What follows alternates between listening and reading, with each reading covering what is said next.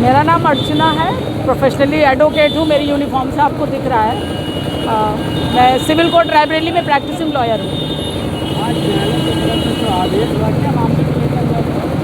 हाँ, आज ऑर्डर नहीं हुआ है। ये 30/9/2024 को ऑर्डर मुख्य न्यायिक मजिस्ट्रेट रायबरेली की न्यायालय से पारित किया गया है। इसमें जो 2022 को 5/7/2022 को एक घटना हुई थी, सलोन के केवली महिमा गांव है, बाबा का पुरवा।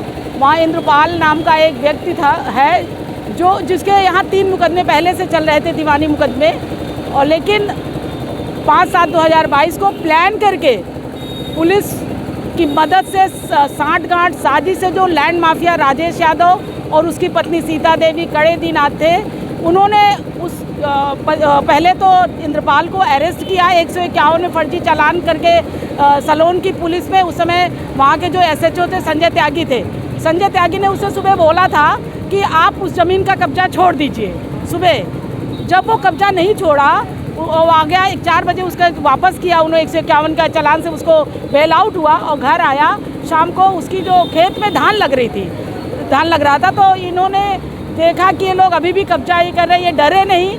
तो शाम को पूरी थाने की पुलिस समेत इन्होंने वो राजेश यादव, सीता देवी, कड़े दिन, इन सबकी मदद करने के उद्देश्य से वहाँ षड्यंत्र रचते हुए और इंद्रपाल को किसी भी तरीके से वो उस ज़मीन से बेदखली करने के लिए इन्होंने ट्रैक्टर चलवा दिया, खड़ी फसल जुतवा दिया, पूरा धान की फसल रौंद दी और सब्जी, कद्दू, लौकी, सब फसल उसने खड़ी फसल।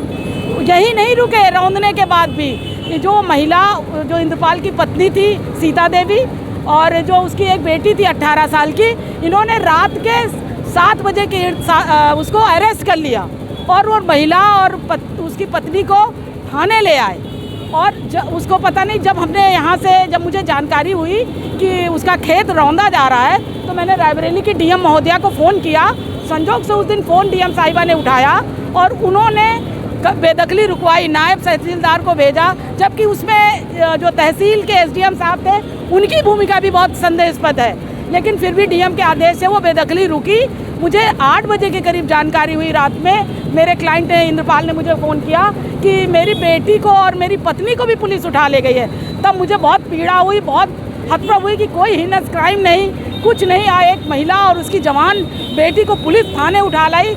तब उतनी रात में हमारे साथी जय किसान आंदोलन के पुष्कर पाल जी हमारे साथ है, अधिवक्ता हैं, और हमने ट्वीट किया तो रायबरेली पुलिस का जवाब आने लगा कि हाँ उठाया है हमने। और फिर हमने DGP को फ़ोन किया रात में, तब वो 11:30 बजे रात में DGP के या वहाँ के आदेश से या जैसे भी हमारी जो ट्विटर पे पुलिस चैट कर रही थी, वो 11:30 बजे रात में महिला थाने लेके आए। हम महिला थाने जब गए उस महिला को मिलने, तो उन्होंने बहुत मारा था महिला को। उसने बताया हमको कि हमसे कह रहे थे थाने में, और हमारी बच्ची और हमारे साथ बहुत छेड़खानी हुई, अश्लील हरकतें हुई हैं थाने के अंदर सब, और हमसे कह रहे थे अपने पति को बुलाओ और समझौता करो। खैर उतनी रात में हमको पता चला, जो ट्विटर पे आया जवाब, कि वन टॉप सेंटर ले गए। फिर हम सुबह थाने गए तो हमको महिला और पत्नी फिर वहाँ मिले दोबारा। हमने यहाँ पे पुलिस को शिकायत भेजी, कोई कार्रवाई नहीं हुई। SP को मिले, कोई कार्रवाई नहीं हुई। तब हमने यहाँ 156 में मुख्य न्यायिक मजिस्ट्रेट के समक्ष एक प्रार्थना पत्र प्रेषित किया। 2022 से लेकर वो अभी तक पेंडिंग था। और हमारे जो वर्तमान मुख्य न्यायिक मजिस्ट्रेट पवन, ये SHO उस समय जो संजय त्यागी थे, उनके समेत मेरे ख्याल से 12 पुलिसकर्मी हैं, उसमें 8 शायद नामजद हैं ये लोग, और 3 अज्ञात थे, 3 महिला और 3 पुलिस अज्ञात है। 12 लोगों के खिलाफ नामजद रिपोर्ट धारा कोई बन रही है।